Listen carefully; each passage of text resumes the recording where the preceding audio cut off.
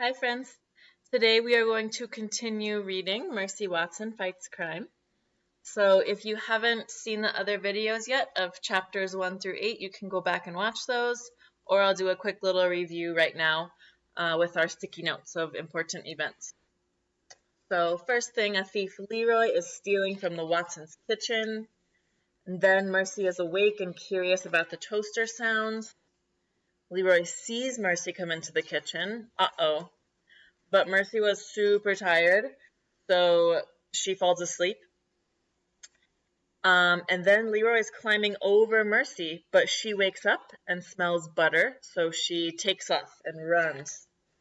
And then in our last chapter, Mrs. Watson wakes up and she's about to go check on Mercy. So we'll see what happens. Inside the Lincoln sisters' house, baby Lincoln woke up. She went into her sister Eugenia's room.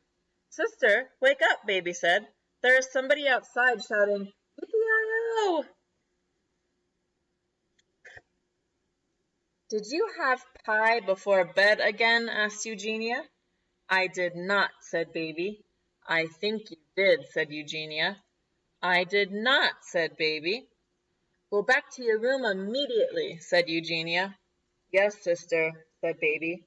Baby went back to her room. She got into her bed. She heard another yippee-yi-yo. "Oh dear," said baby. "I wish I had not eaten that pie." Chapter 10, Yippee-yi-yo. "Baby!" shouted Eugenia. "Come back here immediately." Baby got out of bed. She went into Eugenia's room. "Yes, sister," said baby. "Did you hear that noise?" said Eugenia. "Was it a yippee-yi-yo, sister?" "It was," said Eugenia. "You are dreaming," said baby. "Nonsense," said Eugenia. "Open the curtain." Baby opened the curtain. Together, the Lincoln sisters watched Mercy gallop across the lawn. They watched the little man on her back take his cowboy hat off and wave it over his head. "Yippee-yi-yo!" the little man shouted. "That pig is disturbing the peace," said Eugenia, "and so is the cowboy riding her. I am calling the police." "Oh, sister," said baby, "are you sure it's not a dream?" "It's a nightmare," said Eugenia. "That's what it is." Chapter 11. Next door, Mrs. Watson discovered that Mercy was not in her bed. "Mr. Watson!" she shouted. "Come at once!" Mr. Watson came at once. "Mercy is not here," said Miss Watson. "Are you certain?" asked Mr. Watson. "Have you looked under the bed?" Mrs. Watson bent over. She looked under the bed. "She is not there," said Miss Watson.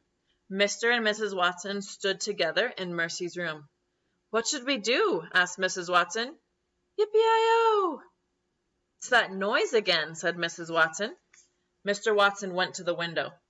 He opened the curtain. He looked outside. "Mrs. Watson," said Mr. Watson, "we must call the fire department immediately. It's an emergency." Chapter 12. In reality, Leroy Ninker was a small thief on the back of a big pig. But in Leroy's mind, he was a cowboy, riding a bucking bronco in the Wild West. "Being a cowboy is hard work," said Leroy Ninker. "I need some refreshment." Leroy reached into his shirt pocket. He grabbed hold of a butter barrel candy. He unwrapped it with one hand, and he put it in his mouth. "Ah," said Leroy Ninker, "this is the life." But just then the pig kicked up her heels. The pig bucked. The pig reared. Leroy Ninker lost his grip. "Yippee!" said Leroy. He flew through the air. "Aye!" said Leroy. He landed on his back. "Oh!" said Leroy Ninker. And we'll stop right there, and we'll finish the rest of the book next time. See you soon.